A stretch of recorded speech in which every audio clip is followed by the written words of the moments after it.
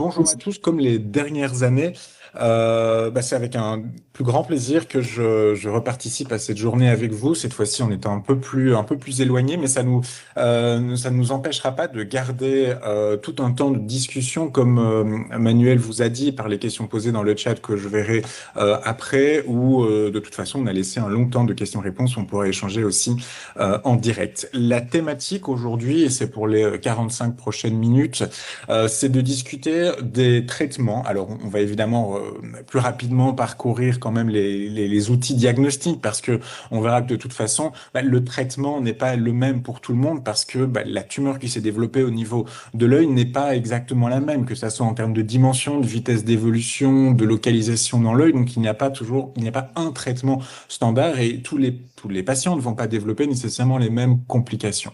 Donc, l'idée, c'est de reparcourir les différentes possibilités de traitement, essayer de les contextualiser, puis parcourir aussi un peu les complications et comment on peut essayer d'y remédier, tout en sachant qu'après, mon collègue Sacha Naon Estève de Nice pourra vous parler des différents essais, donc des traitements un peu plus d'avenir, ou certains qui deviennent déjà une certaine réalité. Mais moi, je me focaliserai sur les traitements classiques dont on vous a parlé en consultation. Alors, pour remettre un peu le contexte, le mélanome UVL, c'est cette tumeur, on dit maligne intraoculaire primitive, la plus fréquente. Alors pour décortiquer un peu les termes, tumeur maligne, on sait qu'on peut appeler ça également une lésion cancéreuse. Intraoculaire primitive, ça veut dire que c'est une lésion qui se développe d'abord dans l'œil, initialement dans l'œil. On l'oppose par exemple à des métastases d'un cancer du poumon qui pourraient aussi toucher l'œil. Le mélanome, il va se développer d'abord dans l'œil et on appelle ça un mélanome de l'UV, un mélanome UVL, sont des synonymes parce qu'ils peuvent toucher notamment trois zones du corps, de l'œil, l'iris, localisé ici sur le devant de l'œil, c'est ce qui est bleu, vert, marron chez nous, l'écorce ciliaire, une structure qui est localisée juste derrière l'iris, et puis toute la choroïde qui est ce feuillet intermédiaire du fond de l'œil. Et donc le mélanome de l'UV peut toucher l'une des trois, deux ou trois des différentes zones. C'est une maladie qui reste relativement rare puisqu'on considère qu'elle touche 500, grosso modo 500 patients par an en France avec ce qu'on appelle une incidence, donc un nombre de patients par an qui est globalement stable au cours du temps. Alors, la question se pose toujours, c'est pourquoi est-ce que moi j'ai développé ce mélanome? La question, elle reste difficile. On a du mal à répondre à cette question. Pourquoi vous et pourquoi pas quelqu'un d'autre? On connaît des facteurs de risque. On sait que statistiquement, c'est plus fréquent chez les personnes qui ont la peau et l'iris clair, mais on sait que ce n'est pas lié au soleil. Il y a eu les autres années, je pense, des présentations qui abordaient ces sujets-là dans l'après-midi avec les chercheurs. Et n'oubliez pas, toutes les présentations des années précédentes sont visibles, on peut les retrouver notamment sur la chaîne YouTube si je ne me trompe pas. Donc on sait qu'il y a une association en tout cas avec la peau et les iris clairs. C'est des personnes qui ont plutôt plus de 50 ans, mais on sait que ça peut très bien toucher également des personnes beaucoup plus jeunes. Certaines personnes avaient un névus, donc un grain de beauté au niveau du fond d'œil qui a été peut-être suivi, et ce grain de beauté, c'est à un moment ou un autre aggravé, il s'est transformé en une lésion cancéreuse. Et puis, il y a parfois certaines personnes qui ont un contexte génétique, qui ont un gène qui les prédispose, une fragilité au niveau des gènes, avec souvent une histoire familiale dans ce cas-là qui est un peu plus particulière, des mutations dites BAP1 ou des mutations dans un gène qui a été découvert à l'Institut, le gène MBD4. C'est des fragilités génétiques, mais ça reste relativement rare. Et puis, il y a d'autres patients qui ont un névus d'Ota, c'est quelque chose d'un peu rare, mais c'est une pigmentation particulière au niveau de l'œil qui fragilise aussi l'œil, qui la rend plus susceptible de développer un mélanome. Mais tout ça, ça reste des éléments sans qu'on arrive encore précisément à dire pourquoi. Tout ce qu'on sait, c'est qu'il y a une faible hérédité. Donc, souvent, quand une personne dans une famille est touchée par un mélanome uvéal, c'est grosso modo la seule personne touchée. On considère que le risque que les frères et les sœurs soient touchés est faible, et le risque aussi que les enfants soient atteints du mélanome, qu'ils reçoivent cette prédisposition, c'est des risques qui sont également très faibles. Alors, si on devait résumer le topo, en fait, c'est un peu ça. Concernant la prise en charge du mélanome uvéal, certaines personnes vont plutôt être traitées par une chirurgie, on va la redéfinir, cette chirurgie, et d'autres personnes vont plutôt être traitées par de la radiothérapie. Mais tout ça, bien sûr, ce sera dans un contexte précis en fonction du type particulier de tumeur, de son aspect, sa localisation, et tout ça sera discuté aussi. Alors, Après, avant de traiter, bien sûr, il y a toute une série d'étapes à faire. La première étape, on va devoir poser le diagnostic, on va choisir le traitement le plus adapté, et puis une fois que ce sera traité, on va devoir gérer les effets secondaires de ce traitement, ou les effets secondaires liés aussi au fait qu'il y a quand même une tumeur dans l'œil qui n'a rien à faire là. Et puis, il y aura tout le suivi au niveau de l'œil, et vous savez bien qu'il y a aussi le suivi au niveau général pour vérifier, pour s'assurer qu'il n'y a pas de lésions qui sont apparues ailleurs euh, que dans l'œil.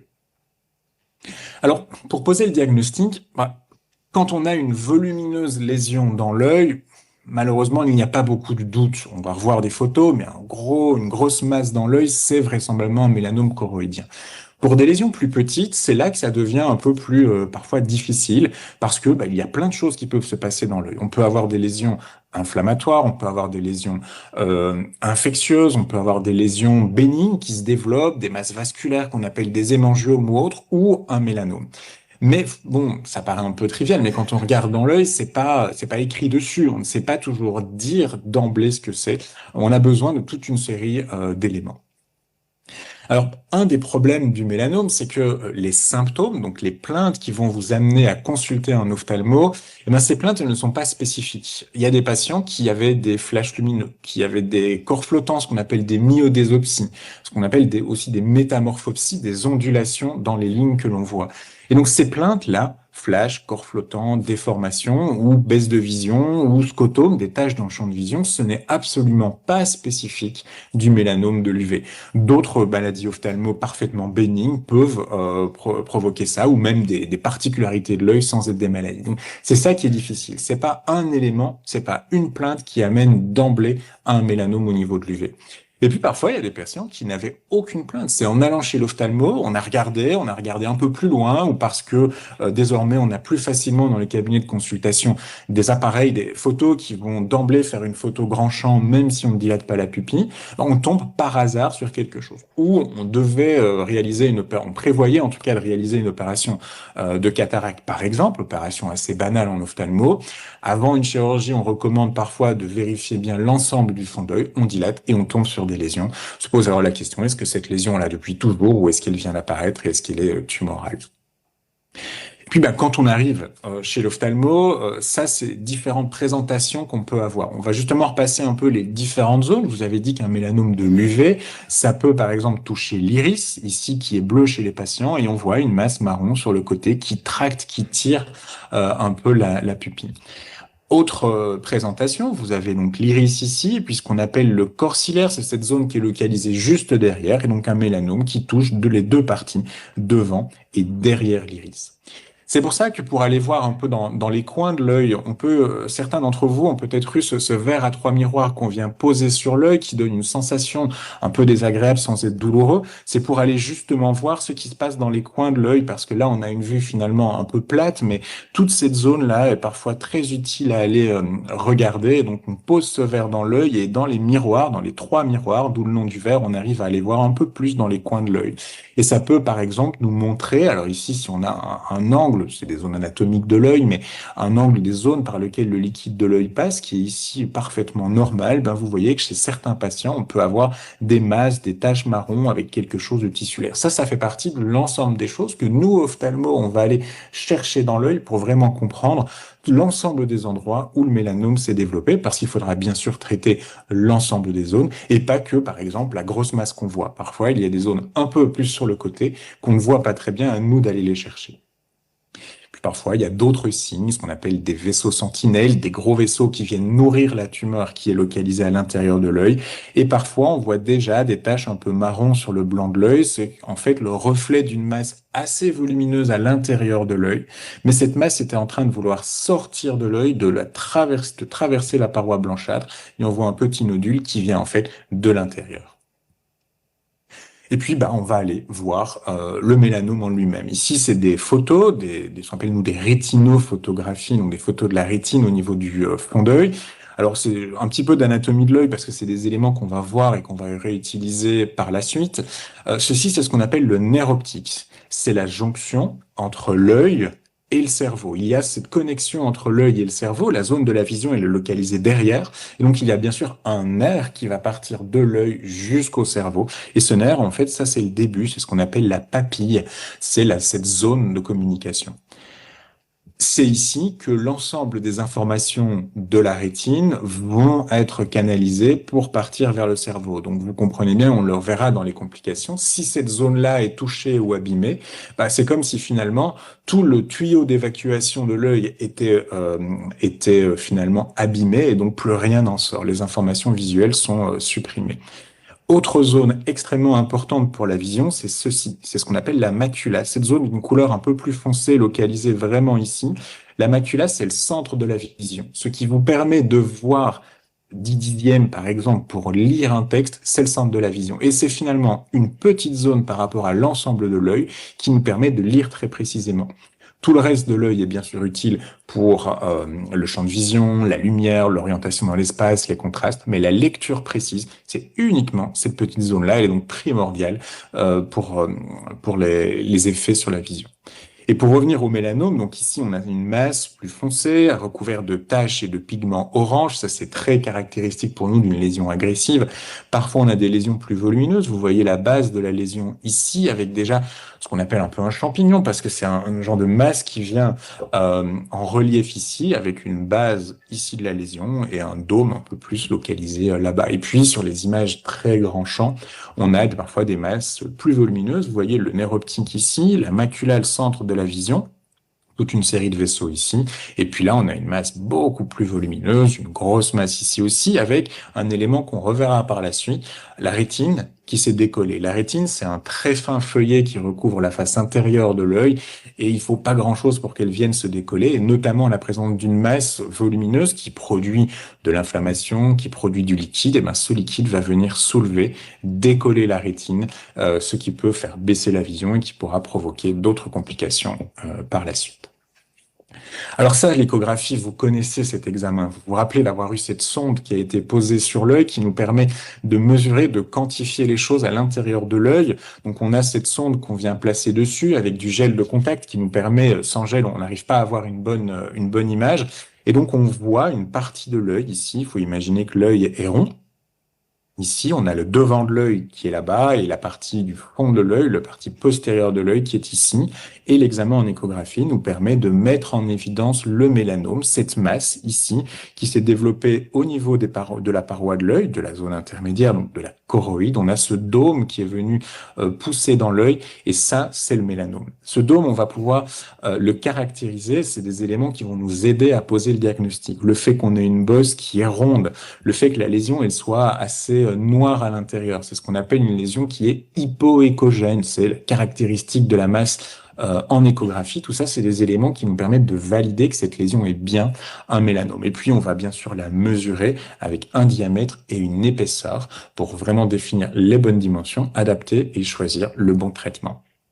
Et alors, c'est vrai que finalement, on parle du mot mélanome, mais les mélanomes sont finalement de dimensions assez variées dans l'œil, parce qu'ici, vous avez une lésion sur la photo qui paraît un peu rose, mais en épaisseur, ça ne fait entre guillemets que 3 millimètres d'épaisseur, mais parfois les lésions, on voit l'ombre ici d'une lésion beaucoup plus volumineuse. Vous voyez qu'en échographie, la masse, un peu indiquée en champignon, est déjà beaucoup plus importante avec une épaisseur au moins à 10 millimètres. Et là, on voit l'ombre de la rétine aussi qui s'est décollée.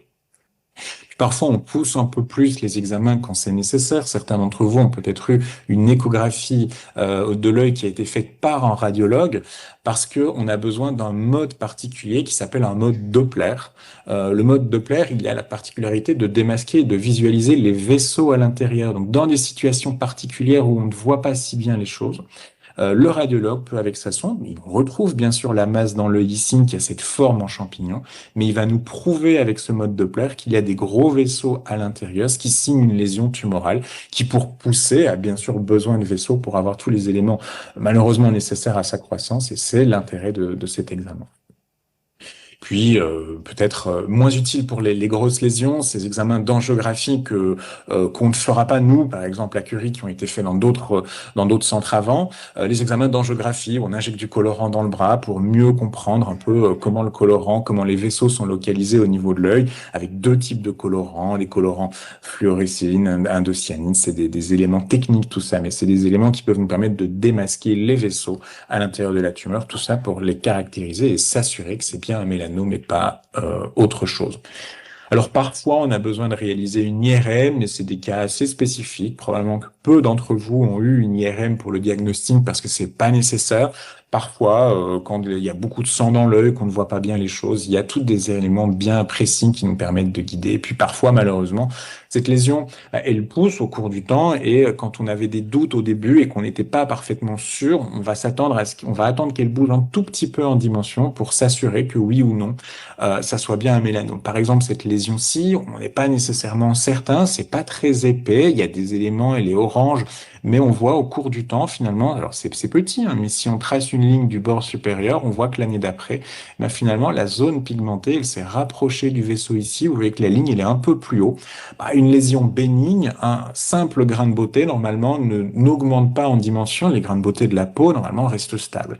Mais si finalement dans l'œil ça augmente en dimension, ben on a la preuve que c'est bien un mélanome. Parce qu'on ne peut pas trop vite dire que c'est un mélanome. Ça veut dire que on vient, en posant le diagnostic de mélanome, on vient valider une lésion cancéreuse. On vient donc valider un traitement, on vient valider la nécessité de faire un suivi au niveau du foie, on vient valider le fait qu'il y a cette angoisse d'avoir une lésion au niveau du foie et toutes les conséquences psychologiques, professionnelles, financières que ça peut avoir comme conséquence. Donc quand on a une grosse lésion dans l'œil, on le sait d'emblée. Quand on a une petite lésion, il faut vraiment s'assurer de ce que c'est. On ne doit pas traiter une lésion bénigne. Pourquoi? Parce que on ne peut pas faire de traitement toujours préventif, en tout cas pas vraiment à l'heure actuelle, parce que vous voyez qu'ici, cette zone plus centrale dont on a parlé avant, qui est la macula, la zone de la vision, elle est dans la zone du mélanome. Elle va être dans la zone qui va être traitée. Donc, dans toute une série de cas, le traitement peut faire perdre la vision. Et donc, il va falloir qu'on soit sûr de ce qu'on traite. On ne peut pas faire perdre la vision pour une lésion bénigne. On devra faire perdre entre guillemets la vision uniquement si on est certain que c'est un mélanome. Donc c'est pour ça que dans certains cas, on n'a pas, pour des petites lésions, d'emblée posé le diagnostic. On a suivi cette lésion. C'est peut-être ce qui s'est passé chez vous. On s'est revu à 3 mois, 4 mois, 6 mois. On attendait un petit peu que cette lésion bouge légèrement pour vraiment valider les choses et traiter avec certitude un mélanome et non pas une lésion plus bénigne. Et donc, c'est la combinaison de ces arguments qui vont nous aider pour poser le bon diagnostic. Une fois qu'on a le diagnostic du mélanome, bon, il va bien falloir traiter cette lésion. Alors, on est en oncologie oculaire obligé d'adapter un petit peu le mode de fonctionnement qu'on a appris classiquement en ophtalmo, où quand on va voir l'ophtalmo d'habitude, c'est parce qu'on voit un peu moins bien et on a cet espoir de pouvoir mieux voir en adaptant les lunettes, en se faisant opérer de cataracte ou autre. Malheureusement, dans notre domaine, on a l'obligation de changer l'approche qu'on a. Notre premier objectif, avec vous, quand on a un diagnostic de tumeur au niveau de l'œil, c'est de contrôler cette tumeur oculaire. Il faut guérir de cette lésion, quels qu'en soient d'une certaine façon les traitements qu'on va devoir utiliser. Premier objectif, on contrôle la tumeur. Et puis, deuxième objectif, on va contrôler cette tumeur, si possible, en préservant l'œil. Et puis, troisième élément, on va contrôler cette tumeur, si possible en préservant l'œil, mais si possible également en préservant la vision. Et vous voyez que finalement, cet élément de vision, il n'arrive qu'en troisième position parce qu'on a cette obligation de d'abord guérir du cancer dans l'œil. Grosso modo, on a deux traitements possibles. Des traitements qu'on va appeler conservateurs. On va faire un traitement où on garde l'œil, pas de chirurgie d'emblée, et donc on va traiter par de la radiothérapie, le plus souvent par de la protonthérapie, on va le revoir juste après, plus rarement par de la curithérapie. Et puis, dans toute une série de situations, on va voir lesquelles on a ce besoin également d'emblée recourir à de la chirurgie pour enlever non pas uniquement la masse, mais les tissus qui entourent la masse tumorale. Donc, cette chirurgie, on doit enlever l'œil, ça s'appelle une chirurgie d'énucléation. On va d'abord un peu se focaliser sur la radiothérapie. Alors, on va pas faire des cours de physique parce que je ne suis absolument pas physicien, mais cette protonthérapie, elle est très intéressante, très pratique pour traiter des lésions cancéreuses dans l'œil. Alors, juste pour resituer, si vous connaissez quelqu'un qui a eu un cancer du sein, qui a eu un cancer du poumon et qui a eu de la radiothérapie, c'est cette radiothérapie traditionnelle par des rayons X, qu'on appelle des photons. Cette radiothérapie où le rayon sort du tube de la machine. Quand il sort du tube de la machine, il a toute son énergie maximale. Il va après sortir, parcourir tout son chemin depuis la machine jusqu'au nodule du poumon. Mais son énergie va progressivement diminuer, de moins en moins efficace. Mais surtout, l'énergie, elle est maximale en sortant du tube. Et puis, tous les tissus qui vont être traversés peuvent être endommagés par les rayons. Les protons, c'est un peu différent. Quand le proton sort du tube de la machine, il a grosso modo peu d'énergie, il va faire grosso modo peu de dégâts. Par contre, il va être calibré pour arriver dans la zone de la tumeur ici, et il va s'arrêter ce proton. Il va perdre son énergie, perdre sa vitesse, et il va délivrer toute son énergie dans la zone de tumeur. Et c'est ça l'élément qui est utile qui est intéressant avec le proton. Quand le proton sort du tube, il délivre pas grand-chose d'énergie, il n'abîme pas beaucoup les tissus, et puis il va être focalisé dans la tumeur. Dans la tumeur, il délivre toute son énergie, il est toxique, il va traiter le cancer, et après, brutalement, il arrête de délivrer toute énergie.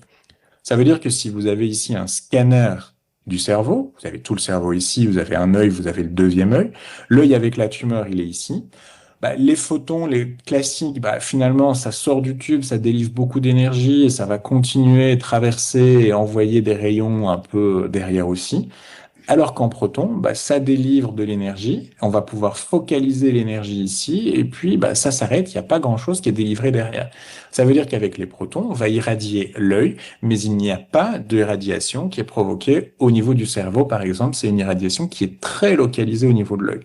Alors ça, c'est une image qui est un peu biaisée. Si vous montrez ça à un radiothérapeute, il va probablement crier un peu parce que on ne fait jamais en photon uniquement de l'irradiation dans un sens. En fait, on vient faire tourner la machine pour multiplier les zones et limiter fortement ceci. Mais je vous l'explique de cette façon-là pour comprendre le concept, que l'avantage du proton, c'est une irradiation qui est très ciblée sans délivrer de radiothérapie, sans délivrer de rayons ailleurs, alors qu'en photon, il faut utiliser toute une série de subterfuges pour limiter l'irradiation. Donc les protons, en gros, pour l'œil, c'est très bien. Alors, si on reprend finalement le parcours, entre le moment où on pose le diagnostic en consultation et on va effectuer le traitement, eh ben, en fait, il y a pas mal d'étapes différentes qui vont se passer. C'est pas juste un processus où on prend rendez-vous, on déclenche la radiothérapie. En consultation, on fait des photos, on mesure la lésion, on réalise des schémas et on fait une échographie pour avoir les dimensions précises de la tumeur. On discute avec vous, on vous explique. Et puis à la fin de la consultation, nous, une fois par semaine, tous les dossiers sont revus en ce qu'on appelle une RCP, une réunion de concertation pluridisciplinaire. C'est quelque chose de légal, d'obligatoire, où les cas de lésions cancéreuses doivent être discutés dans une réunion qui implique au minimum 3 personnes différentes. En tout cas, 3 spécialités différentes. Et donc très souvent, nous, on a un ophtalmo, un radiothérapeute qui va nous valider le fait qu'il peut bien réaliser de la radiothérapie. Puis après, ça dépend. Ça peut être un anatomopathologiste, un radiologue ou autre qui est là aussi. Mais on va valider tous les dossiers aussi avec un radiothérapeute avant de se lancer dans le traitement. Pour les personnes d'entre vous qui ont eu un traitement par protonthérapie, vous vous rappelez être allé au bloc opératoire, non pas pour traiter la lésion tumorale au bloc opératoire, mais d'abord pour repérer. On ne peut pas dire au radiothérapeute, bah écoute, c'est souvent Rémi Landal à Paris, à Orsay, Rémi irradie le mélanome là-bas. Cette notion de là-bas, elle n'est pas assez précise même sur un schéma. Il faudra par une étape au bloc opératoire localiser, délimiter les bords de la lésion. Et donc ça, c'est au bloc opératoire. On a les muscles avec des fils. C'est pour ça que parfois on peut voir un peu double après cette chirurgie. On applique de la lumière sur le devant de l'œil et le mélanome va être, entre guillemets, démasqué par en fait le fait que l'œil est éclairé par la lumière, mais le mélanome il est foncé et il bloque la lumière. Et on voit au bloc opératoire l'ombre du mélanome ici sur l'œil qui est rond là-bas. Et on va venir suturer ces petits repères, ces clips de repérage. On va les suturer grosso modo sur les bords de la lésion. C'est des clips qui font 2 mm,5 mm, donc c'est 2 mm et demi assez petits. Et on va vraiment les localiser, puis on va mesurer tout ça, mesurer les diamètres de la lésion, mesurer les distances entre le clip et la tumeur, les distances entre les différents clips, tout ça qui va nous permettre de modéliser après ça en 3 dimensions. Donc c'est des clips très petits, c'est du métal, mais ce n'est pas magnétique, ça veut dire que ça n'empêche pas de réaliser une IRM, ce ne sera pas attiré par l'aimant, on ne sonne pas dans les portiques de musées ou d'aéroports avec, et on peut parfois voir ces petits clips à la surface de l'œil après, mais on n'a pas nécessairement besoin de les enlever, tant qu'ils ne sont pas gênants, ces clips sont laissés en place. S'ils le sont, on peut les enlever par des plus simples chirurgies, mais la majorité du temps, les clips sont laissés en place. Et puis vient une phase de modélisation. On a maintenant délimité les bords de la tumeur, on sait exactement où ça se situe dans l'œil et on va pouvoir, après, en 3 dimensions, modéliser tout ça. Et ça implique d'autres personnes que vous ne voyez pas souvent, les physiciens, les manipulateurs en radiothérapie, vous les voyez pendant le traitement, mais il y a tout un travail en amont. Et donc on va utiliser l'ensemble des informations les données issues de la chirurgie de la pose des clips, la photo de la lésion, nous, on va contourer, on va bien la dessiner. Parfois, on a besoin d'images, un scanner ou autre. Souvent, vous avez passé un scanner sur le site de Paris lors de la chirurgie de la pose des clips pour nous qu'on ait bien des mesures précises au niveau de l'œil. On va mesurer tout ça et puis quand vous allez à Orsay la première fois, ou ça va être la même chose que pour les patients qui sont traités à Nice, il y a des repérages avec des clichés radio qui vont nous permettre de voir comment se positionnent les clips sur l'œil pour au final modéliser tout ça sur des schémas où on a en fait le nerf optique que vous voyez ici, il est modélisé là-bas, la macula, la zone essentielle pour la vision dont on a parlé, c'est le point rond ici, et puis on a la tumeur avec la position des clips, tout ça c'est modélisé en 3 dimensions dans des calculs, des volumes, et alors vous avez la masse tumorale qui est modélisée dans l'œil avec le nerf optique qui part vers le cerveau et le devant de l'œil qui est ici. Et puis, bien sûr, on va vouloir traiter l'ensemble de la lésion, limiter les récidives, on en revient juste après. Donc, on va toujours irradier un peu plus large.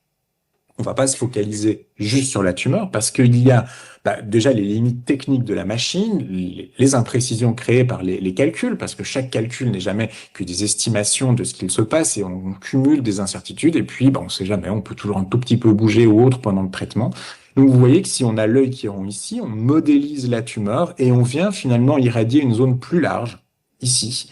C'est notre marge de sécurité. Volontairement, on agrandit la zone qu'on irradie pour s'assurer qu'il y ait bien 100% de la dose délivrée dans la tumeur. Pour s'assurer que 100% de la dose soit délivrée dans la tumeur, on irradie un peu plus large. Et donc, c'était ça que je voulais illustrer ici. La tumeur est ici, mais on irradie plus large. Et en irradiant, que ça soit la tumeur ou dans la marge de sécurité, on sait qu'on peut toucher certaines zones sensibles au niveau de l'œil, ce qui expliquera pourquoi on peut perdre de la vision partiellement ou beaucoup plus, presque totalement, au niveau de l'œil irradié. Si on prend l'exemple de ce patient, je vous ai déjà montré le nerf optique, la zone de jonction entre l'œil et le cerveau, la macula ici, la tumeur, elle est là-bas. Et donc, on sait que la tumeur, elle ne touche pas la macula, par exemple, mais notre marge de sécurité ici, les fameux 2 millimètres et demi qu'on rajoute, ils vont grosso modo arriver ici. Ça veut dire qu'on va pouvoir, probablement même qu'ici, les 2 millimètres et demi, ils sont plus larges. Si on doit les calculer, ils vont passer ici, en réalité, là. Donc, on va irradier la macula, on va irradier le nerf optique, et ça, les physiciens peuvent très bien l'estimer en disant que si ici on irradie avec la marge de sécurité, on a la macula qui va recevoir 100% de la dose et le nerf optique aussi, en tout cas sur une large partie de leur surface. Alors à la question qu'on nous pose souvent, oui, mais bon, moi j'aimerais bien qu'on traite le mélanome en préservant ma vision. Est-ce qu'on peut limiter les marges? Est-ce qu'on pourrait dire qu'on irradie ici avec les marges, mais là on s'approche de la macula, on aurait quand même tendance à limiter un peu la marge, limiter au niveau du nerf optique et autres. C'est sûr que ce serait l'idéal. Maintenant, rappelez-vous que la première chose à faire dans l'ordre, c'est un, contrôler la tumeur, deux, préserver l'œil si on peut, et entre guillemets seulement trois, préserver la vision. Ce qu'on souhaite, c'est guérir du cancer dans l'œil, donc on doit absolument irradier l'ensemble de la lésion, et cette marge, elle nous permet de s'assurer qu'on traite bien l'ensemble de la tumeur.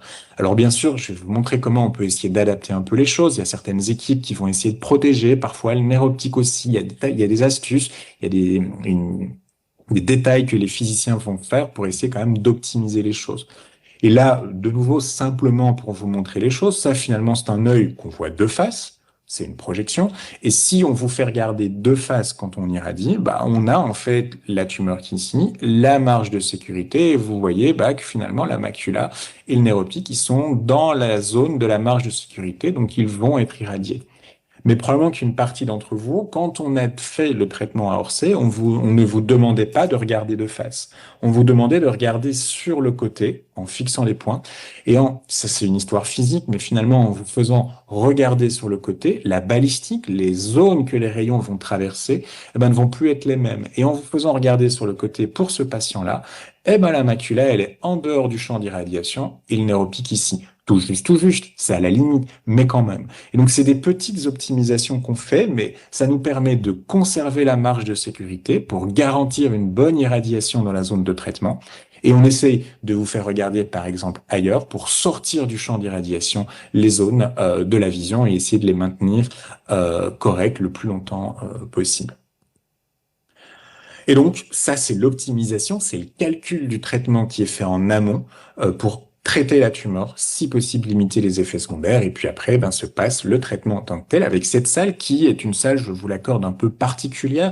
C'est toute la particularité de la protonthérapie, c'est que ça reste le mélanome uvéal, une maladie qui est rare. La protonthérapie, c'est quelque chose de rare aussi, puisqu'il y a en fait 3 centres en France et 2 qui sont adaptés pour traiter l'œil. Orsay, en banlieue parisienne, qui dépend de l'Institut Curie, le centre Lacassagne à Nice, auquel travaille Sacha Neuwestev qui parle des traitements nouveaux juste après.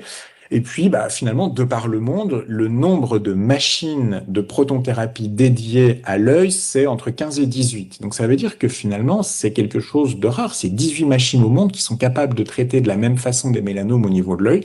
Ça veut dire que c'est pas, si on le dit un peu platement, c'est pas un marché pour un industriel très important. Et donc, ça veut dire que c'est pas des machines qui vendent à l'appel, qui sont des machines qui ont été designées comme un scanner, une machine blanche, ronde, parfaitement lisse, avec un petit jet de ventilation, des lumières LED, une musique douce, comme on essaye de le faire pour rendre, par exemple, une IRM de plus en plus, entre guillemets, confortable. Il y a un côté un peu artisanal dans le traitement par protonthérapie, avec ces côtés très physiques pour vraiment traiter de façon ultra précise. Et c'est vrai que ça reste une zone de traitement assez impressionnante parce que c'est du pas fait maison, mais c'est de l'optimisation maison par les physiciens et tous les techniciens sans que l'industriel ait vendu une machine clé sur porte, design et plus confortable. Il y a bien sûr un masque dans lequel on vient, qui est thermoformé, qui est adapté à votre visage pour ne pas bouger. Ces fameux écarteurs qui sont plutôt inconfortables, mais qui permettent de tirer sur les paupières pour limiter l'irradiation des paupières, qui, entre guillemets, n'ont rien demandé et qui doivent être, si possible, sortis du champ d'irradiation. Alors, après, c'est des détails un peu plus techniques, mais c'est une dose qu'on va délivrer en 4 jours et qui vont nous permettre de traiter les tumeurs localisées surtout au niveau du fond de l'œil. Et grosso modo, on va traiter tout sauf ce qui fait plus de 10 millimètres. Quand les lésions ont plus de 10 millimètres d'épaisseur, on va proposer d'autres traitements, notamment de la chirurgie.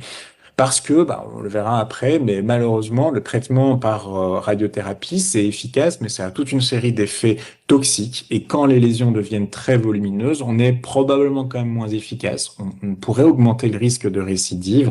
Et puis, finalement, les dégâts vont être beaucoup trop importants pour l'œil, parce que cette radiothérapie, c'est pas anodin, c'est une dose qui est relativement forte.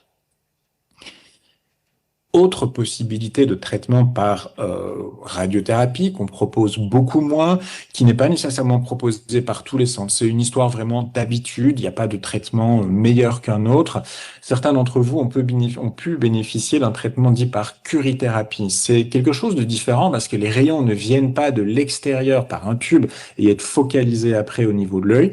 C'est une situation particulière où on va directement suturer la source radioactive au niveau de l'œil. En fait, il y a différents types de curithérapie, mais celle qu'on fait par exemple à l'Institut, c'est de la curithérapie avec de l'iode, et donc on voit des grains d'iode ici très radioactifs qui sont mis dans un disque en or, et c'est ce disque en or qui va être suturé directement au niveau de l'œil, et ce disque va rester plusieurs jours en place.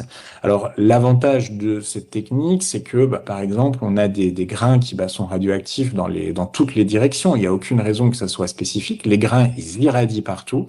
Mais ce disque en or, il est opaque, il est étanche à la radiothérapie, et donc ça va focaliser la radiothérapie, toujours bien sûr vers l'intérieur, mais tout ce qui allait être irradié, tous les rayons, tout le rayonnement qui allait partir à l'extérieur de l'œil, il est bloqué par la plaque. C'est donc une radiothérapie qui est essentiellement dirigée dans l'œil vers la tumeur.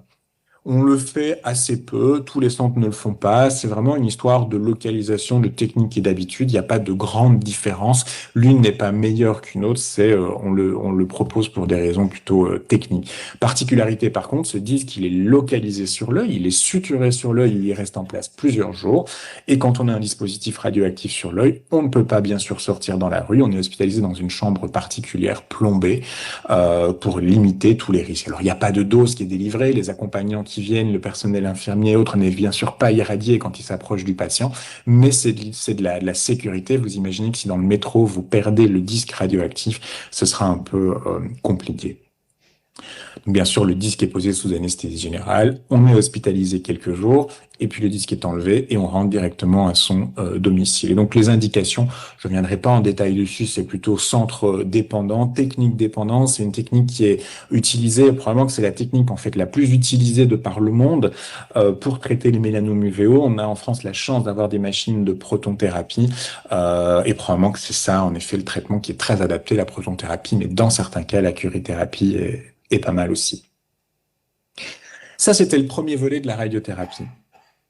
Et puis, il y a l'autre volet des traitements, qui est le traitement par chirurgie. Traitement, donc, dit dénucléation, où on doit faire une ablation chirurgicale de l'œil. Et j'ajoute, pas que de l'œil, surtout aussi de la tumeur qui est localisée à l'intérieur de l'œil. Mais on ne peut pas enlever uniquement cette tumeur, sinon on en laisserait en place et on n'aurait pas ces fameuses marges de sécurité.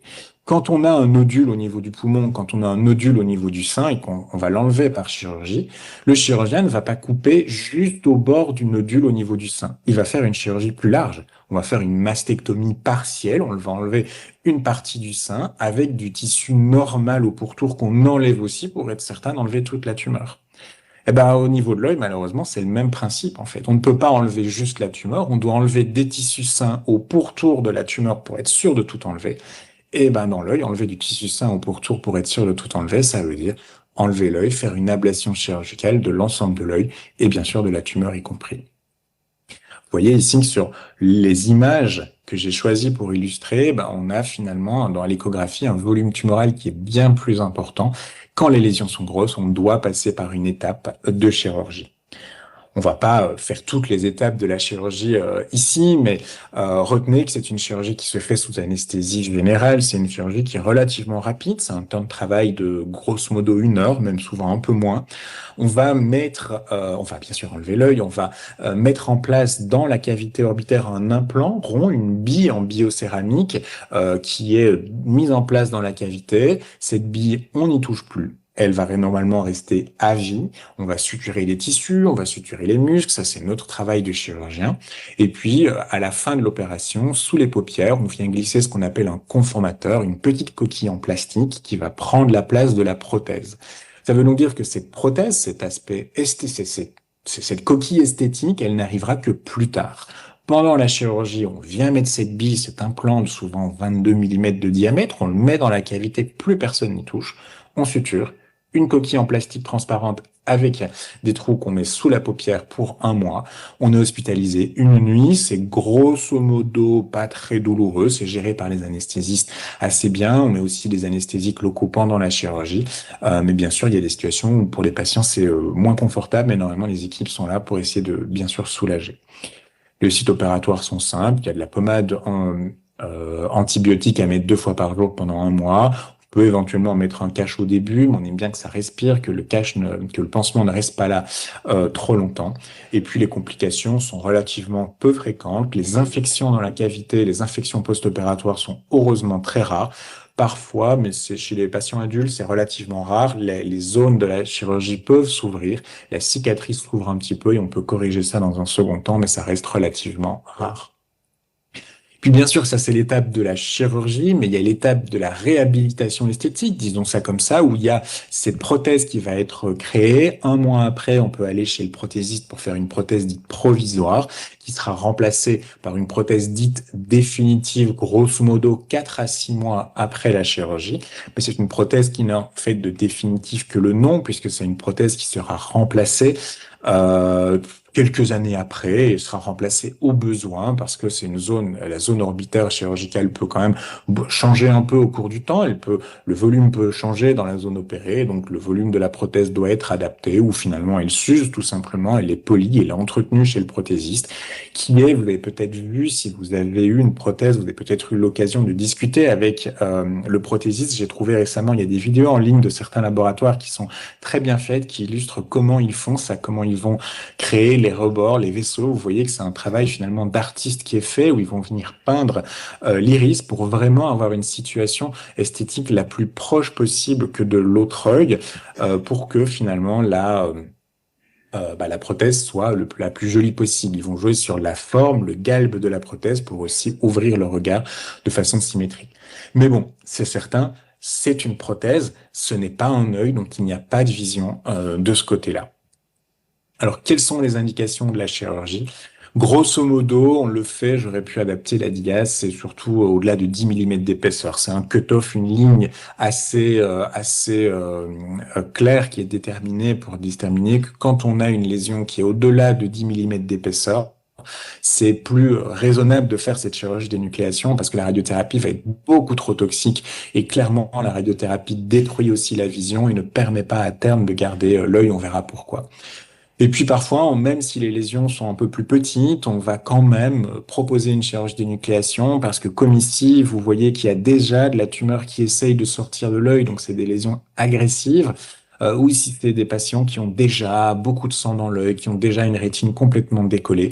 On sait que dans ces situations-là, même si on fait de la radiothérapie, l'œil ne le tolérera pas du tout et il vaut mieux d'emblée faire une chirurgie parce qu'une chirurgie d'énucléation faite d'emblée est une chirurgie qui est plus facile en soi, avec moins de complications, une prothèse qui sera plus esthétique et plus confortable. Donc faire une chirurgie d'énucléation dans un second temps, après radiothérapie, est souvent quand même moins bien toléré par les patients, alors que faire d'emblée une chirurgie, ça évite les complications et c'est d'emblée une prothèse plus confortable et plus esthétique. Ça, c'était ce premier gros volet sur comment on diagnostique et comment on traite un mélanome uvéal. Et puis, dans les minutes qui nous restent, on va aborder quand même les effets secondaires. C'est pas je pense qu'on avait fait une année un focus plus précis sur les effets secondaires, mais il faut quand même aller au-delà des explications parce que c'est sûr que la radiothérapie est parfois toxique. Alors heureusement, elle est toxique, mais avant d'être toxique, elle est surtout efficace. Si on fait un traitement par radiothérapie, on considère qu'on a 96%, c'est les chiffres, probablement que c'est un peu plus, on peut au moins 96% des patients qui seront guéris au niveau de l'œil après traitement par radiothérapie. Dit autrement, un peu, grosso modo, 4% des patients vont avoir une rechute au niveau de l'œil. On considère grosso modo que pour les patients qu'ils soient traités par protonthérapie ou par curithérapie, le taux de récidive est grosso modo identique. Pour s'assurer qu'il n'y ait pas de récidive dans l'œil, on va le voir sur des photos, on va suivre l'évolution par des photos, ces fameuses rétinophotos où on va photographier le fond d'œil, photographier la cicatrice et on va aussi refaire ces échographies au cours du temps pour s'assurer que l'épaisseur de la lésion va diminuer. Et en cas de récidive, ça se discute. On peut parfois faire un traitement on peut refaire de la radiothérapie. Le problème, c'est que les effets secondaires vont clairement non pas s'additionner, mais se multiplier. Ou parfois, c'est plus raisonnable en cas de récidive de faire un traitement par chirurgie. Voilà des exemples de patients qui ont été traités par radiothérapie. On avait une lésion qui va s'aplatir, mais elle ne va jamais totalement disparaître. Et ici, une lésion avant traitement, une lésion après traitement, on voit toujours clairement quelque chose. C'est normal. Le but de la radiothérapie, c'est pas, on ne vient pas enlever chirurgicalement la lésion. Avec la radiothérapie, on va venir bloquer les cellules tumorales qui se divisent et c'est ces cellules tumorales qui vont être bloquées, qui vont très lentement, très progressivement disparaître. On ne fait pas un traitement on-off où tout disparaît d'emblée. Toutes les cellules tumorales vont être bloquées très rapidement, mais toutes les cellules tumorales ne vont pas être éliminées de l'œil d'emblée. C'est pour ça que finalement, au cours du temps, quand on réalise les échographies en consultation, si ici on a un patient, j'invente les chiffres, qui a une lésion qui fait 4 à 5 mm d'épaisseur, bah voilà le premier contrôle après la protonthérapie. Grosso modo, pas grand-chose à changer. On pourrait discuter sur éventuellement un peu de diminution, mais c'est au cours du temps, 2 ans, 3 ans après, qu'on voit que c'est très progressivement que cette cicatrice tumorale va diminuer en épaisseur et puis ça va se stabiliser. La majorité des patients traités en protonthérapie vont toujours garder une cicatrice dans l'œil qu'on va pouvoir mesurer en échographie. Mais est-ce que c'est un problème? Non. Est-ce que ça veut dire qu'il y a toujours de la tumeur active dans l'œil? Non. C'est juste une cicatrice. C'est comme ça que ce mélanome va cicatriser. Il est irradié, toutes les cellules tumorales vont être bloquées, plus rien ne va être actif, ça va être une cicatrice qui est amorphe, qui est localisée là-bas, sans aucune activité tumorale résiduelle. C'est souvent une question qu'on nous pose quand on voit à l'échographie, on dit mais il y a encore quelque chose dans l'œil. Oui, il y a encore une cicatrice totalement inactive. Et on va simplement vérifier au cours du temps que les 2, 3 premières années, ça ait diminué en épaisseur, puis on va s'assurer que ça ne réaugmente pas au cours du temps, on va s'assurer qu'il n'y ait pas de récidive. Bon, alors qu'il n'y ait pas de récidive, c'est bien, mais il y aura clairement les effets secondaires, notamment au niveau de la vision, parce que je vous ai expliqué qu'on a le mélanome qui est ici, et puis qu'on a une zone, une marge de sécurité qu'on va prendre, donc ça veut dire qu'on irradie une zone relativement grande au niveau de l'œil. Je vous ai aussi montré des exemples de patients qui avaient un décollement de rétine d'emblée au diagnostic. Cette rétine décollée, même décollée avant qu'on irradie, décollée parce qu'il y a un mélanome dans l'œil, ça va nous poser un problème, parce qu'une rétine décollée, c'est une rétine qui va être ce qu'on appelle ischémique. Ça veut dire que les vaisseaux ne vont plus pouvoir nourrir en oxygène correctement la rétine décollée.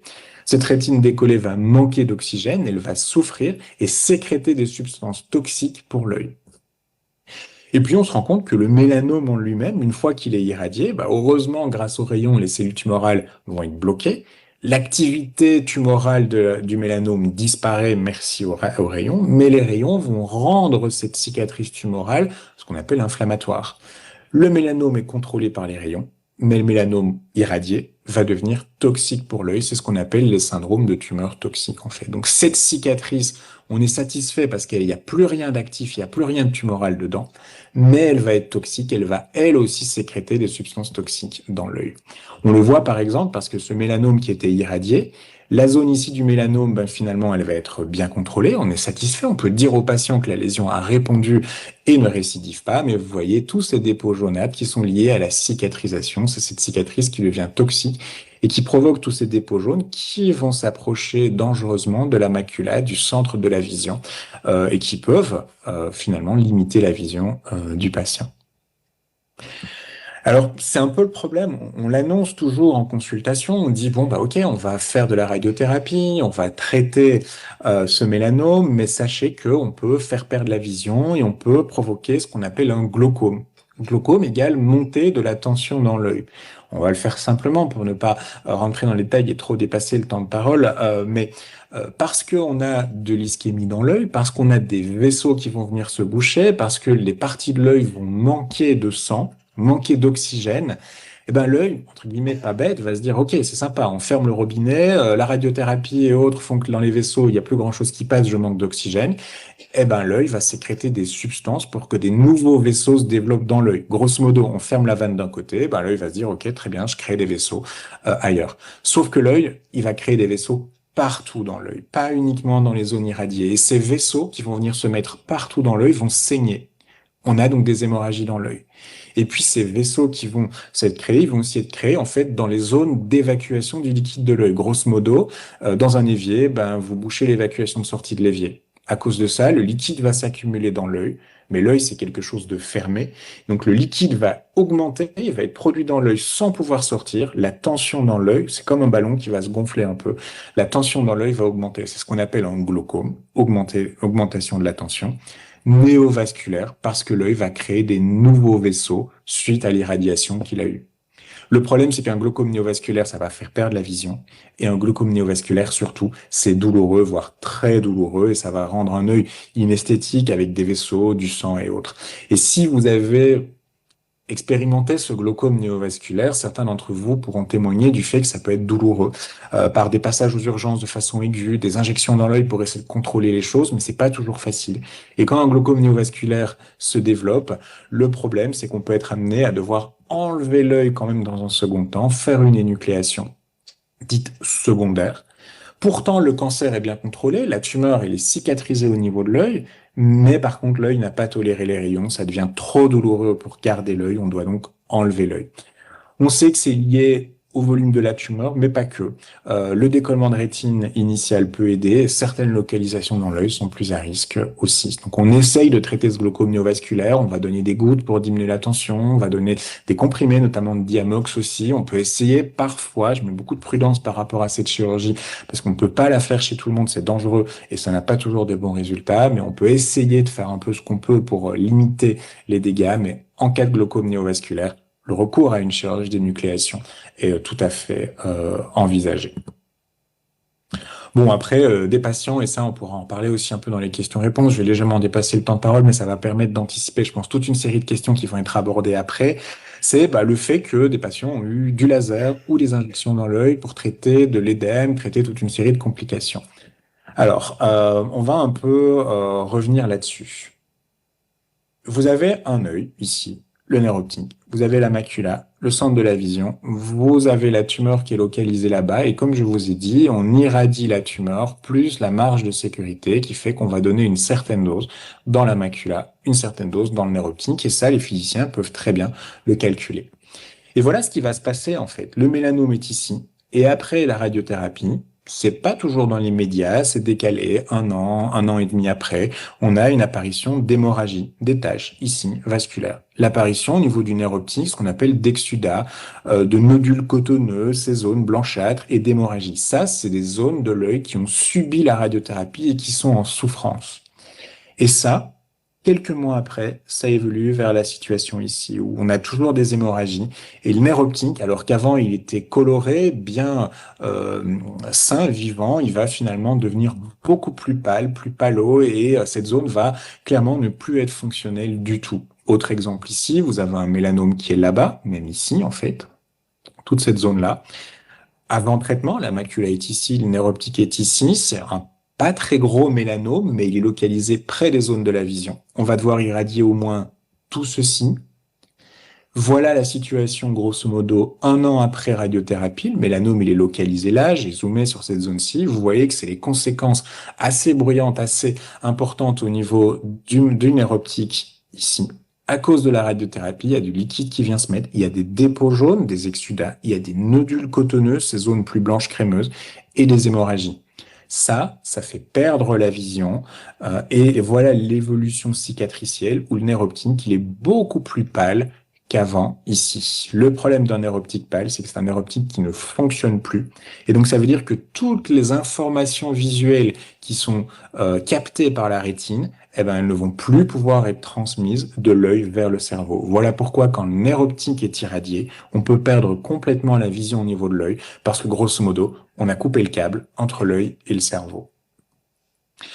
Ça, c'était pour la partie nerf optique. Il y a aussi la partie macula, la zone centrale de la vision, qui va être irradiée un peu, moyennement ou beaucoup, selon la proximité entre le mélanome et la zone de la vision.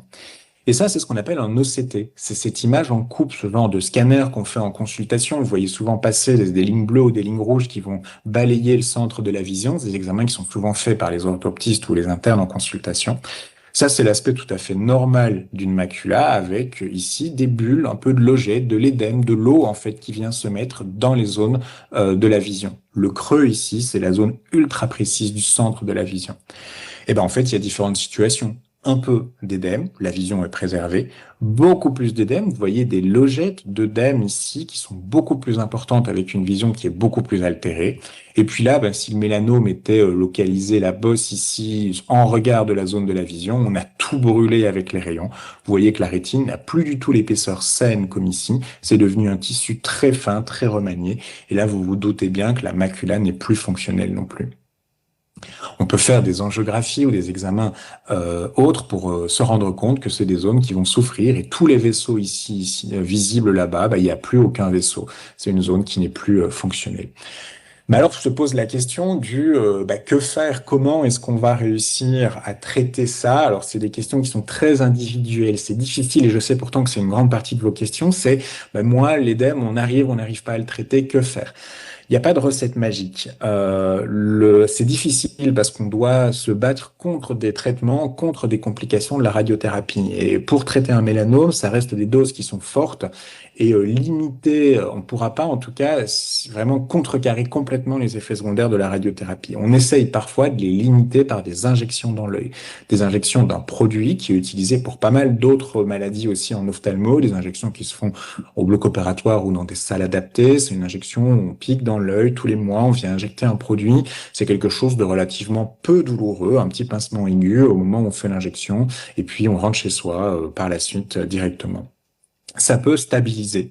Dans certains cas, ça peut en tout cas faire disparaître le liquide, ça peut faire disparaître l'édème, la vision peut remonter, mais dans certains cas, ça ne sera pas suffisamment efficace. Et donc, c'est vraiment une discussion à avoir avec votre ophtalmo, si pourquoi, est-ce que chez vous, il faut ou non se lancer dans le traitement? Est-ce qu'on fait des injections tous les mois, pendant 3 mois, 6 mois? Est-ce qu'on doit les maintenir à vie? Est-ce qu'on peut les espacer? Il y a une évaluation individuelle.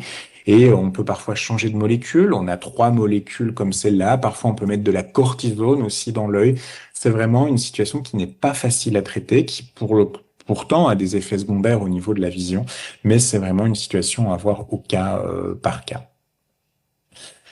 Alors bien sûr, tous les patients ne vont pas expérimenter une baisse de vision, bien heureusement. On sait que si on reprend une étude qui avait été faite, par exemple à Curie, si on prend des mélanomes qui sont à distance des zones de la vision, donc si on n'irradie pas le nerf optique, si on n'irradie pas la macula, heureusement la vision dans ce cas-là ne diminue pas trop.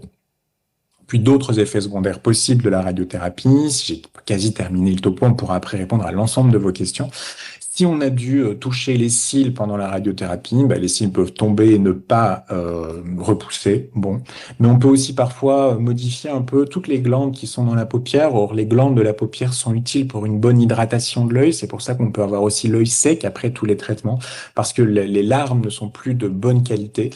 On peut avoir des vaisseaux qui vont apparaître sur le blanc de l'œil post-radiothérapie. C'est une conséquence parfaitement bénigne, certes inesthétique, mais tout à fait bénigne. C'est des conséquences de la radiothérapie. On peut parfois avoir une cataracte aussi qui va se développer, qui pourra, sans trop de difficultés, être opérée. Et alors, on va terminer par ça. Bien sûr, il va falloir suivre le mélanome au cours du temps pour s'assurer qu'il n'y ait pas de récidive. Alors ça, chaque centre a ses schémas propres. Je suis pas sûr que nécessairement à Nice, ils vont faire le même type de suivi. C'est adapté aussi en fonction de qui vous a adressé, votre ophtalmo, un CHU, le matériel disponible par l'ophtalmo pour suivre ça. En tout cas, on va recommander que, au total, qui que ce soit, Curie, un autre centre ou autre, vous soyez vu tous les 3 mois, tous les 2 ans. À Curie, souvent, ce qu'on fait, c'est qu'on fait une alternance. Donc, on vous voit tous les 6 mois, les 2 premières années. Votre ophtalmo en ville fait le contrôle intermédiaire. On espace après le suivi à Curie parce qu'on sait que les récidives et les complications aiguës, souvent, elles surviennent pendant les 2 premières années. Donc, c'est la période pendant laquelle on suit un peu plus. Et puis après, on entre guillemets, relâche un peu la surveillance à Curie, mais vous gardez bien sûr un suivi fréquent chez votre ophtalmo avec ces contrôles que je vous ai déjà montrés par échographie où on voit que la cicatrice diminue au cours du temps sans complètement disparaître. Puis bien sûr, et ça, ce sera en dehors de l'objectif de stop aussi, mais il y a tout le suivi bien sûr à faire au niveau du foie. Par la suite, suivi qu'on revoit avec vous et qu'on réexplique bien sûr au cours du temps. Et donc pour un peu synthétiser les choses, le type de traitement qu'on va devoir faire va dépendre vraiment de la caractéristique de la tumeur qui est localisée dans votre œil, son diamètre, surtout son épaisseur et sa localisation dans l'œil. 2 grands types de traitements, protonthérapie ou curithérapie, qui sont donc 2 types de radiothérapie au niveau de l'œil qui, grosso modo, ont les mêmes résultats. C'est une histoire de technique. Alternative, quand la tumeur est trop volumineuse ou s'il y a déjà trop de dégâts dans l'œil, c'est une chirurgie d'énucléation. Et on garde en tête que, c'est vrai que je ne l'ai pas encore dit, que l'on fasse de la radiothérapie ou du traitement par chirurgie, une énucléation de l'œil, ça ne changera pas le risque général. Dit autrement, le risque de métastase n'est pas à influencer qu'on traite l'œil par de la radiothérapie ou qu'on enlève l'œil par de la chirurgie. On pourrait rediscuter du pourquoi, mais a priori, c'est parce que s'il doit y avoir des lésions qui partent ailleurs, elles partent extrêmement tôt dans le développement de la lésion. Mais en tout cas, que l'on enlève un œil ou que l'on fasse de la radiothérapie, pour autant qu'il n'y ait pas de récidive, ça ne change rien par rapport au risque de métastase. Et puis on sait que tout l'enjeu aussi du traitement, même si ça vient un peu plus loin dans les objectifs, on va chercher si possible de préserver l'œil en évitant le glaucome néovasculaire. Et puis on va essayer de préserver la vision au besoin en essayant, avec les injections intravitréennes et du laser par exemple, de limiter les dégâts, mais on sait que ça reste malheureusement encore difficile. Et on verra peut-être dans les traitements nouveaux dont mon collègue va parler après, on a les possibilités d'être probablement tout aussi efficaces, mais dans certains cas moins toxiques au niveau de la vision. Voilà, j'ai comme chaque fois un petit peu parlé trop, mais je suis plutôt un peu bavard et en consultation, j'ai toujours du retard. Donc finalement, il n'y a pas de raison que dans les topos, je n'ai pas de retard non plus. Merci Denis. Donc dans la salle, merci encore une fois pour ta présentation, toujours très claire. Est-ce que dans la salle, il y a des questions? Sinon, on commencera par les questions qu'il y a en ligne, le temps que vous réfléchissiez, que vous mettiez, que vous organisiez la question dans votre tête. Je me permets de réinsister parce qu'il y avait... Je me permets de réinsister parce qu'il y avait une question qui était apparue, qui était une question que tu as abordée justement, qui était une question autour du reliquat après la protonthérapie. C'est vrai que ça peut être un peu étonnant ou paradoxal qu'il y ait toujours la tumeur en place après la protonthérapie et que les ophtalmos soient contents d'eux. c'est pas parce que la tumeur est toujours en place malgré les rayons qu'elle n'est pas contrôlée. Elle est bloquée, elle va plus émettre de métastases comme indiqué Denis. Ça marche aussi bien que l'énucléation. Donc ça, c'était pour répondre à une des questions qui était en ligne. Parmi les autres questions. Ah bah Madame Delis, vous avez une... on commence dans la salle peut-être Alors, dans la ou salle, il y a une dites-moi question. comment on fait. Je te dis tout Ah de suite. pardon, allez-y, on va peut-être faire d'abord la salle, en effet, oui. Oui, bonjour, Jean-Marc Dumas, j'ai été opéré par le docteur Malaise. Quel est statistiquement le risque que l'œil valide soit contaminé?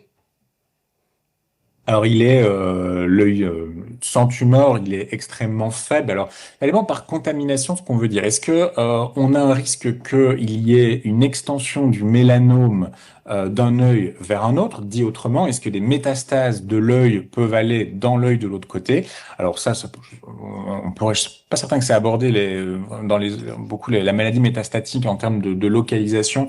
C'est surtout au niveau du foie majoritairement qu'il n'y a pas que, mais que les métastases partir.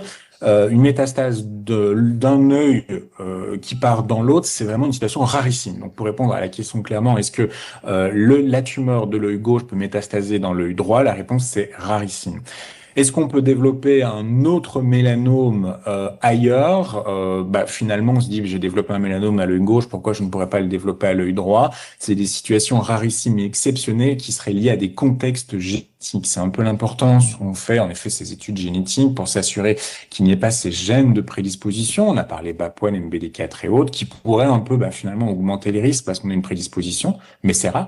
L'extrêmement grande majorité des patients n'ont pas de facteurs génétiques et donc quand on a un mélanome dans un œil, en guillemets, c'est déjà assez comme ça.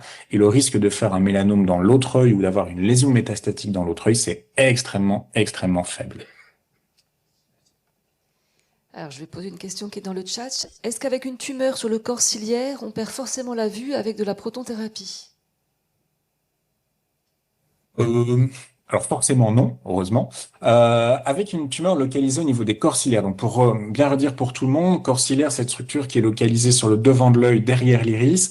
Quand on irradie un mélanome au niveau des corps ciliaires, grâce à cette technique de protonthérapie, on irradie pas autant le fond de l'œil. Donc habituellement, quand on irradie un corps ciliaire, le nerf optique et la macula n'ont pas ou peu de doses de radiothérapie. Donc ça, c'est plutôt une bonne chose parce qu'on épargne cette baisse de vision au nerf optique et à la macula. On peut avoir d'autres effets au niveau du corps ciliaire parce qu'on doit irradier une zone assez large, avec des problèmes quand même de tension dans l'œil, avec des problèmes de tolérance et de toxicité, mais peut-être qu'on a quand même un peu moins de baisse de vision avec une tumeur qui touche, alors les corps ciliaires, je dis bien uniquement les corps ciliaires. Parfois, c'est une combinaison corps ciliaire plus choroïde derrière, mais quand c'est uniquement les corps ciliaires, les zones de la vision, macula et nerf optique sont un peu plus souvent épargnées. Est-ce qu'il y a des questions dans la salle? Il y avait une question sur la cataracte. Après l'installation d'une cataracte, après une protonthérapie, quand et comment est envisagé le traitement de cette cataracte? Ouais, alors cette cataracte finalement, ça reste une chirurgie qui est une chirurgie ophtalmo la plus réalisée. C'est une chirurgie n'est jamais bénigne, mais c'est une chirurgie qui est souvent un peu sans complications, qui permet de faire remonter la vision chez la majorité des personnes françaises sans mélanome. Juste une chose par rapport à ça, c'est vrai que cette cataracte, on va d'abord parler de la raison pour laquelle on l'opère. C'est vrai que cette cataracte, elle fait ce cristallin, cette lentille qui initialement est transparente, qui va devenir opaque avec le temps, et ben c'est parce qu'elle est opaque que le patient voit moins bien. Mais parfois, c'est parce qu'elle est opaque que l'ophtalmo voit moins bien aussi pour regarder dans le fond d'œil. Donc, dans certains cas, cette chirurgie de cataracte, elle est faite aussi pour qu'on puisse continuer à suivre les choses au niveau du fond d'œil parce qu'elle est devenue finalement non plus transparente mais marron. Alors, un des éléments qu'il faut aussi garder comme en tête, c'est que si le nerf optique, si la macula, donc ces structures au niveau du fond d'œil sont abîmées par la radiothérapie, quand bien même on opérait de cataracte, on va pas nécessairement mieux voir. Je prends souvent cette comparaison un peu bête, mais si vous prenez un appareil photo, un vieil appareil photo argentique avec la pellicule dans le fond de l'œil et l'objectif devant, si finalement vous avez au niveau de la pellicule, au niveau du fond d'œil, et là c'est le nerf optique et la macula, une grosse griffe sur la pellicule, vous pouvez mettre le meilleur objectif du monde, vous pouvez opérer de cataracte, nettoyer la lentille, nettoyer le cristallin, vous garderez toujours une griffe toujours cette anomalie au niveau du film photo. Donc, c'est vrai que c'est toujours un peu parfois une déception chez certaines personnes qui disent, bah, OK, on m'a diagnostiqué une cataracte, est-ce que je vais mieux voir? Bah, on va nettoyer l'objectif de l'appareil photo, mais si le nerf optique et la macula sont clairement abîmés, si le film photo est abîmé, on conservera sur la photo cette grosse griffe dans la zone de la vision. Alors, quand est-ce qu'on peut l'opérer? Ça dépend un peu de la localisation des lésions et autres, mais souvent, on aime bien avoir un peu de recul pour s'assurer quand même que le mélanome est contrôlé. Il n'y a pas de consensus, mais probablement qu'un an après, si on a un bon recul de quelques mois, un an qui dit qu'il n'y a pas de récidive et que pour autant qu'il n'y ait pas de gros décollement de rétine et autres, hein, c'est vraiment adapté à chaque patient. Mais un an et demi après, on peut opérer de cataracte. Et techniquement, c'est pas une chirurgie de cataracte qui est très différente. Les ophtalmos peuvent le faire dans les différents centres. Il y a une question en ligne, puis Madame Delis. Alors, suite à la protonthérapie, il m'a été recommandé de faire du laser. Que va-t-il apporter à la suite du traitement proton? Merci. Alors, tout ce qui est laser, tout ce qui est injection ou traitement équivalent, ça n'aura pas pour objectif de traiter le mélanome, de traiter la maladie cancéreuse. Le traitement de la maladie cancéreuse, c'est la radiothérapie, c'est les protons. Tout ce qui est injection, laser et autres, c'est pour traiter les effets secondaires, traiter les conséquences de la protonthérapie au niveau de l'œil, par exemple. Donc, l'objectif, c'est ça, c'est essayer de limiter les dégâts. Le laser, c'est vrai que j'en ai pas trop insisté là-dessus aujourd'hui, mais le laser, ça va essayer un peu de brûler les zones de rétine qui ont souffert de la radiothérapie. Je l'ai dit un peu rapidement, mais à cause de toute une série de la rétine décollée, les vaisseaux qui viennent d'être bouchés par la radiothérapie, puisqu'on doit irradier des zones un peu larges, les vaisseaux viennent se boucher, la rétine manque d'oxygène, elle est ce qu'on appelle ischémique. En conséquence à cette ischémie, la rétine produit des substances toxiques qui vont être délétères pour l'œil. Bah, grosso modo, cette rétine qui produit des substances toxiques, elle est quand même embêtante. Et donc l'idée avec le laser, c'est de venir un peu détruire, de neutraliser ces rétines toxiques qui étaient abîmées et qui ne nous aident plus pour la vision. Et donc, parfois un peu bêtement, on va venir la brûler, on va un peu achever cette rétine en souffrance parce qu'elle ne nous sert plus pour la vision. C'est une rétine qui a été abîmée par les rayons, mais elle est gênante pour sa toxicité. Bah, autant l'achever. Comme ça, elle ne nous sert de toute façon plus pour la vision et elle arrête d'être toxique. Donc, c'est ça l'objectif de ce laser qu'on fait. Un peu comme chez les patients qui ont du diabète dans l'œil, c'est le même concept de ces vaisseaux qui viennent se boucher et on va venir détruire cette rétine toxique par du laser. C'est pas une obligation à faire chez tous les patients. On va, au cours du temps, essayer un peu d'évaluer clairement s'il y a un bénéfice à le faire systématiquement ou pas en combiné à d'autres traitements. Mais c'est ça l'objectif du laser. C'est non pas traiter la tumeur, non pas compléter le traitement de la tumeur. On fait une fois la protonthérapie, c'est suffisant. Par contre, on va essayer de limiter les dégâts et on va détruire la rétine qui est devenue toxique en l'achevant, entre guillemets, par du laser, qui est quelque chose de grosso modo non douloureux qu'on fait en consultation chez les ophtalmos, parce que le laser, c'est assez habituel pour traiter des patients qui ont du diabète dans l'œil, des patients qui font des thromboses dans l'œil ou autres. C'est pas du tout un traitement spécifique au mélanome. Merci Denis. Juste des remarques, il y a des questions en ligne sur le traitement de la maladie lorsqu'elle est métastatique, donc lorsqu'elle est partie dans le foie ou dans un autre organe. Ce sera plutôt pour l'après-midi, les chercheurs, et en particulier de deuxième moitié d'après-midi, quand on parlera des traitements de cette maladie-là, de ce stade-là. Madame Delis, vous aviez une question tout à l'heure? Voilà. Oui, je voulais tout simplement remercier le docteur Malaise pour la clarté de son exposé, et un exposé qui est très complet. Vraiment, docteur, merci infiniment. Merci à vous. Prends peut-être 2-3 questions. Oui, c'est vrai qu'on n'en a pas encore parlé de ça. Après curithérapie, liquide dans la rétine, faut-il opérer pour pomper ce liquide? Alors, je rouvre un peu la question de façon générale. Que faire quand on a un décollement de rétine? Le gros décollement de rétine, comme on a vu avec la rétine qui ondule un peu, ou que faire quand on a du liquide un peu plus localisé? Alors, c'est vrai que le mot décollement de rétine, on l'utilise en ophtalmo pour beaucoup de décollements de rétine différents. Si on prend la population française ou la population mondiale, on a la majorité du temps un décollement de rétine parce qu'on a une déchirure au niveau de la rétine. Pour toute une série de raisons, le gel vitré dans l'œil tire un peu, on a eu des flashs lumineux, des ombres qui passent devant l'œil, on va aux urgences et on vous dit vous avez une déchirure au niveau de l'œil, parfois on fait un peu de laser au pourtour, c'est bon, ou on vous dit malheureusement la déchirure elle a provoqué un décollement de rétine et on vous opère dans ce cas-là plutôt en urgence d'ailleurs pour venir en effet drainer le liquide, pour enlever ce liquide présent dans l'œil et on va venir faire du laser autour de la déchirure et on met un gaz ou un liquide dans l'œil, du silicone pour que la rétine reste à plat. Ça, c'est la prise en charge classique d'un décollement de rétine avec une déchirure qui est celui que la majorité des personnes sur Terre font. Ici, nous, notre décollement de rétine, c'est pas exactement la même cause. C'est pas lié au fait qu'on a une déchirure, un trou dans la rétine. C'est lié au fait que la tumeur va produire du liquide qui n'est pas tumoral parce qu'on va avoir des conséquences à un décollement de rétine qu'on dit exsudatif. C'est-à-dire qu'il y a du liquide qui est produit dans l'œil. Et quand bien même vous le drainerez, quand bien même on ferait une opération pour pomper ce liquide, il va revenir. Ce qu'il faut, c'est essayer de traiter la cause de la production de liquide. Donc, on essaie de faire ces injections, parfois, qui peuvent essayer de limiter un peu la production de liquide par la tumeur. Donc, c'est drainer le liquide, bah, il va revenir. Donc, on va plutôt essayer de traiter la cause avec du laser par endroit, essayer de faire des injections dans l'œil pour calmer un peu la production de liquide par la tumeur, que ce soit des injections de cortisone ou autre. C'est plutôt ça, et c'est grosso modo identique, que ça soit de la curithérapie ou de la protothérapie. Alors, est-ce qu'il y a d'autres questions dans la salle? Je ne vois pas de main levée. Ah, très bien. Oui. Voilà, moi j'ai été traitée par protonthérapie au mois de juin. Et ce qui m'a été dit, c'est qu'effectivement, il y a de fortes malchances que je perde en acuité visuelle, voire que je perde complètement la vue de l'œil traité. Par contre, ce qui m'a été dit, c'est qu'en fait, pour moi, malgré tout, ce serait transparent, puisqu'en fait, mon cerveau va compenser, enfin, l'autre œil va compenser. Donc voilà, je voulais savoir si vous confirmez, ou voilà.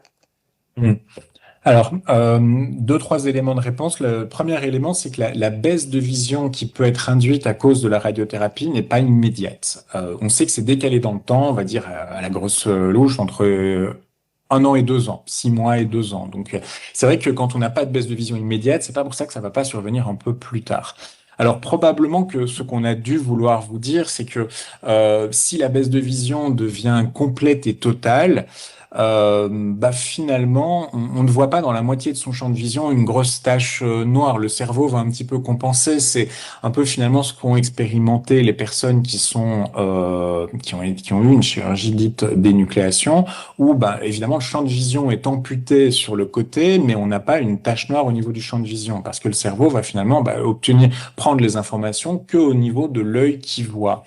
C'est parfois un peu plus problématique quand la vision ne baisse qu'un peu, parce que par exemple, on a un œil qui voit 10 dixièmes et on a un œil qui voit 5-6 dixièmes. Et le cerveau, il va essayer de fusionner les deux yeux pour avoir une image nette. Bah, il va fusionner 10 dixièmes net, il va essayer de fusionner 5 dixièmes flou. Bah, la fusion, elle est pas très bonne. Et parfois, c'est plus facile pour l'œil de fusionner 10 dixièmes et rien. Parce que finalement, il va fusionner, il ne perturbera pas la très bonne image à 10 dixièmes. Donc, peut-être que c'est ça qu'on a voulu vous dire. J'ai pas la situation précise, mais que finalement, si d'une vision complète ça disparaît, la fusion est plus facile. Parce que par contre, si on a une vision moyenne, il va falloir mettre du flou sur du net et ça perturbe un peu. Probablement que c'est ça qu'on a voulu vous dire. Ah, une autre question. Bonjour, j'ai été traitée en protonthérapie en juin et malheureusement j'ai fait une réaction que je ne sais pas trop qualifier assez rapide. Donc moi j'ai eu un décollement et donc dans le mois qui a suivi. Voilà. Est-ce que ça arrive souvent? Donc ce que vous décrivez comme arrivant à distance, donc ça a beaucoup surpris l'équipe qui s'est occupée de moi, qui a été extrêmement réactive parce que j'ai dit voilà ce qui m'arrive en 3-4 jours, ça s'est effondré. Et donc immédiatement, on a commencé les injections et tout le monde a été surpris parce que normalement, ça arrive beaucoup plus tard. Est-ce que ce cas de figure est courant?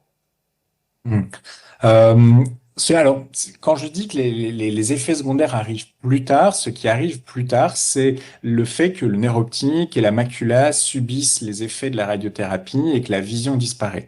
Le décollement de rétine, c'est quelque chose un peu en effet différent. On sait que quand on irradie, c'est un peu ce syndrome dit de tumeur toxique où le mélanome irradié, il va être contrôlé par la radiothérapie, mais il va devenir toxique et il va produire ces substances qui peut finalement être produites très vite après la radiothérapie et ces substances vont faire augmenter le décollement de rétine. Donc, surtout si vous aviez déjà un peu de décollement de rétine au moment où on a diagnostiqué le mélanome, on sait que ça peut arriver arriver que assez rapidement, le mois après, voire même un peu plus tôt encore, et sur les 6 premiers mois, la rétine se décolle beaucoup plus. C'est pour ça que certaines personnes, quand il y a un décollement de rétine qui est présent, au diagnostic ou quand il apparaît rapidement, exactement probablement ce que vous avez eu, on fait d'emblée des injections intravitréennes d'anti-VEGF, ces injections dans l'œil tous les mois pendant 6 mois de façon assez protocolaire pour que la rétine se réapplique. Donc c'est vrai qu'il y a deux types d'effets secondaires. Il y a les effets secondaires sur la macula et le nerf optique, ces zones de la vision où les lésions vont être abîmées par la radiothérapie progressivement et avec un moment moyen entre 1 an et 2 ans. Alors que le décollement de rétine, ça peut flamber très vite après la radiothérapie, c'est ce que vous avez expérimenté, où à cause de la radiothérapie, entre guillemets, la tumeur est, enfin grâce à la radiothérapie, la tumeur est contrôlée, mais à cause de ce contrôle, de cette cicatrice qui se transforme, il y a une réaction inflammatoire, et la réaction inflammatoire fait vraiment aggraver le décollement de rétine, et c'est vrai que dans ce cas-là, le décollement de rétine, il peut toucher la zone de la vision, et on ne voit plus du tout. Et avec les injections, on vient un peu bloquer, on vient fermer un peu le robinet, on évite que cette cicatrice ne produise trop de liquide, et c'est l'œil qui fait un peu le boulot en fait de réabsorber le liquide, mais grâce aux injections, on ferme le robinet pour que le niveau diminue progressivement. Merci. On a encore une dernière question en salle, et après on pourra poser des autres questions pendant la pause. Oui, je voulais savoir, pour les tumeurs du cadran supéro-externe, proche des glandes lacrymales, c'est systématiquement contre-indiqué la contre-indication de la protonthérapie, ou ça dépend aussi de la taille de la tumeur? Ouais, je vais pas trop rentrer dans les détails parce qu'il y a il y a une habitude de centre aussi où nous, à Curie, on a cette habitude de proposer un traitement par curithérapie pour des lésions localisées. Alors, dans le cadran supérotemporal, je recontextualise près de la glande lacrymale, en fait, qui est localisée sur le coin externe. Notre habitude, mais sincèrement, ça se discute. On pourra en discuter longtemps avec Sacha Néon-Estève parce que c'est une technique qu'ils feront moins, que tous les centres ne font pas. Il y a pas de meilleur. C'est vraiment une histoire dans les mains d'un centre. Qu'est-ce qu'on fait en fonction? Donc nous, c'est vrai qu'on aura l'habitude de proposer pour cette zone-là de la curithérapie. Il y a une limite parce qu'en fait, les disques, ils ont une certaine taille. Et on peut pas avoir une tumeur trop grande parce qu'il nous faudra un trop grand disque. Donc oui, il y a une limite très matérielle parce qu'on prendra 2 mm de marge de chaque côté. Notre plus grand disque fait 20 mm de diamètre. Donc si vous comptez 20 mm moins 2 fois 2 de marge, ça fait une tumeur de 16 mm de diamètre. Donc c'est pas non plus la panacée ce disque-là parce qu'il ne permettra pas de traiter des trop grandes lésions. Et voilà, il y a une habitude. Nous, on a cette habitude de mettre un disque dans cette zone-là parce qu'on manipule ça. D'autres ne le feront pas. C'est vraiment une histoire de centre. Mais donc oui, il y a des techniques aussi. Et la technique de l'épaisseur aussi, c'est le même principe. Hein. Trop épais ne pourra pas être traité par curithérapie aussi parce que la dose délivrée au niveau de l'œil serait trop importante. Peut-être juste une toute dernière question en salle, et après on passe à la J'ai été présentation. opérée il y a plus d'1 an et j'ai toujours l'œil qui est rouge. Alors je mets de la vitamine A, mais ça s'arrange pas. Voilà. Quand vous dites opérer, c'est opérer avec une pose de clé puis radiothérapie ou opérer d'une chirurgie? Photothérapie. Ok, d'accord. Difficile pour moi de répondre à votre question sans avoir vu. Il y a des personnes qui font une réaction inflammatoire qui est longue. Parfois, c'est des clips qui peuvent un peu gêner aussi, qu'on peut parfois enlever pour ceux qui sont sur le devant. Ceux dans le fond d'œil, on n'y touche pas. Mais ceux qui sont devant, on peut parfois les enlever. Je vous avoue que sans avoir, c'est pas l'habitude. C'est que ce que vous expérimentez n'est pas l'habitude. Plus fréquemment, les rougeurs et les gènes qu'on ressent après la chirurgie de la pose des clips et après la radiothérapie, ça s'atténue avec le temps. Il y a certaines personnes qui gardent une irritation, certaines personnes qui gardent des flashs lumineux, des phosphènes, parfois des maux de tête, sans qu'on arrive nécessairement toujours à comprendre pourquoi. Il faudrait contextualiser mieux chez vous. En étant un peu loin, c'est difficile, désolé. Merci, je demanderai au médecin quand je le verrai. Ah, bien sûr, ça oui, ça il faut. Merci beaucoup. Merci Denis, encore une fois.